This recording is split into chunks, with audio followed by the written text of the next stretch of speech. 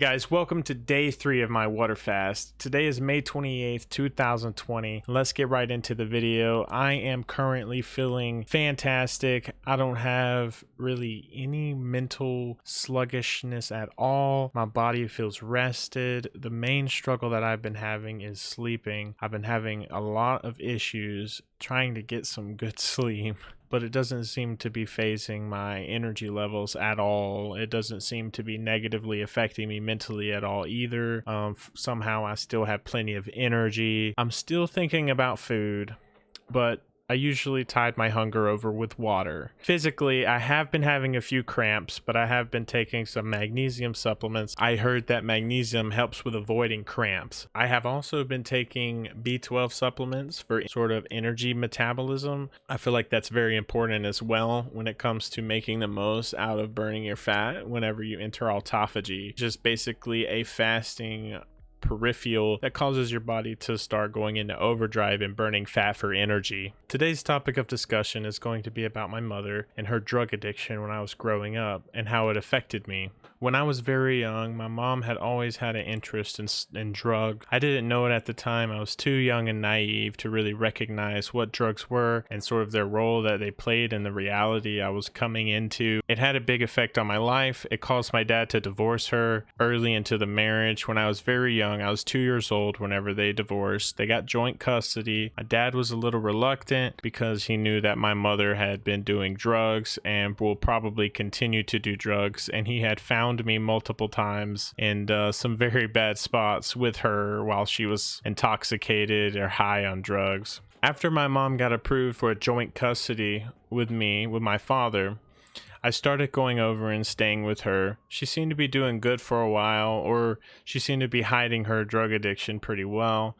I know she was sober for a little while during this time, but she also fraternized with people or dated people who were very strong and had strong ties into like the drug gang area. She would take advantage of these individuals and getting the drugs. I see that now that I'm older, but at the time I just thought, it's just a stepdad or her mom's boyfriend or something. But as I was growing up, she started changing. Her personality started changing. She started sort of taking life less serious. She didn't really care if I went to school or not. She didn't care what I was doing after school. She was usually high most of the time. On the rare occasion, I would sort of relish in the fact that she was awake and moving around and stuff.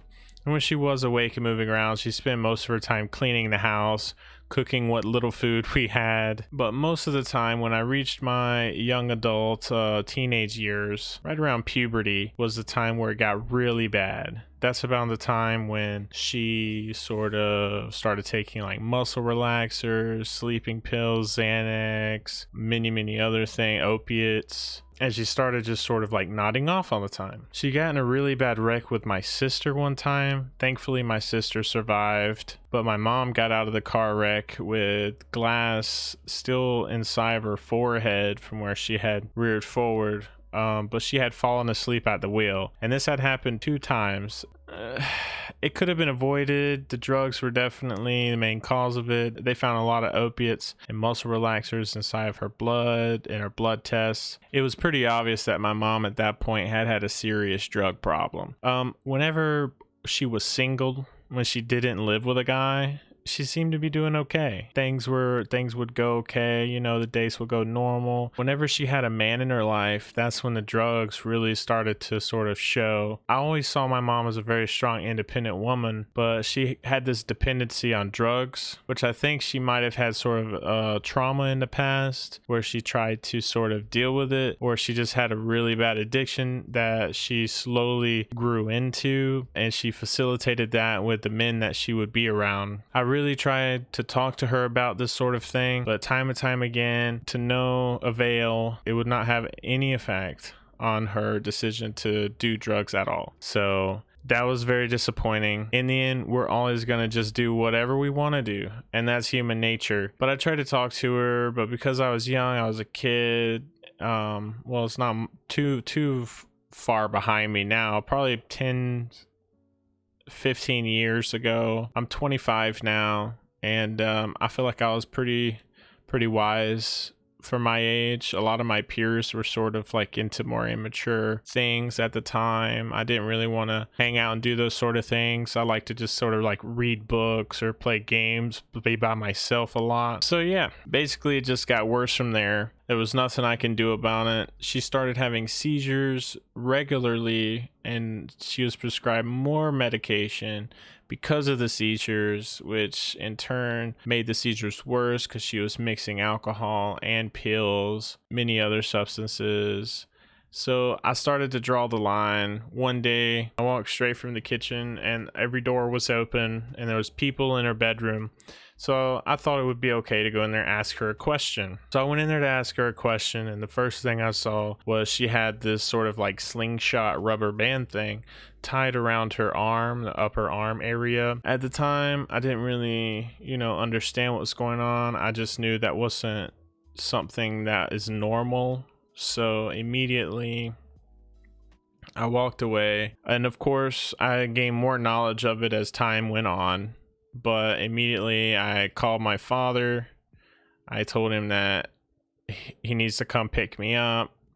I told him what happened, and he came and he picked me up. And we left. My mother was crying as I left, almost like she didn't understand why I was leaving. And at the time, she was very bloated. And I don't want to say fat because there's a difference between bloated and fat. It was sort of like her skin was swollen. It was really weird because her whole life, up until those few years, she was fairly skinny. As I was packing up my stuff, getting ready to leave, she was crying, and I'm not sure if that was sort of what changed her mentally, what gave her motivation to change. Things sort of started getting better from there for her. She would start to call me regularly. She would start to sort of try and stay in contact, but at the same time there would be times where I would try to contact her and I wouldn't hear from her for months, like 3 or 4 months at a time. I wouldn't hear anything about her, and then she would call me out of the blue. I wouldn't know where she was. Nobody really knew where she was except the people she was with, and so I assumed the worst. I assumed things were starting to get worse. I still had to focus on my life and what I was doing. So as time went on, it got a little easier for me to accept the fact that she had done those things as time went on, because I understood that nobody's really perfect and you shouldn't really hold a grudge against anyone. Life changes all the time. And so pretty much after that, my mom started getting into methamphetamines. She lost a lot of weight, and her mind started to sort of like burn out. You could tell like she was becoming more extroverted and hyperactive, but in more of a anxious type of way, like sort of like a insecure overcompensation type of attitude. Really like hyperactive ADHD type attitude all the time. Yeah, her personality definitely shifted multiple times while I was growing up, almost like it was different people. It was like a different person every 5 years with my mom, but I still love her very much. And I call her and talk to her every other day now. She's healthy, she's safe, she's still as beautiful as she ever was.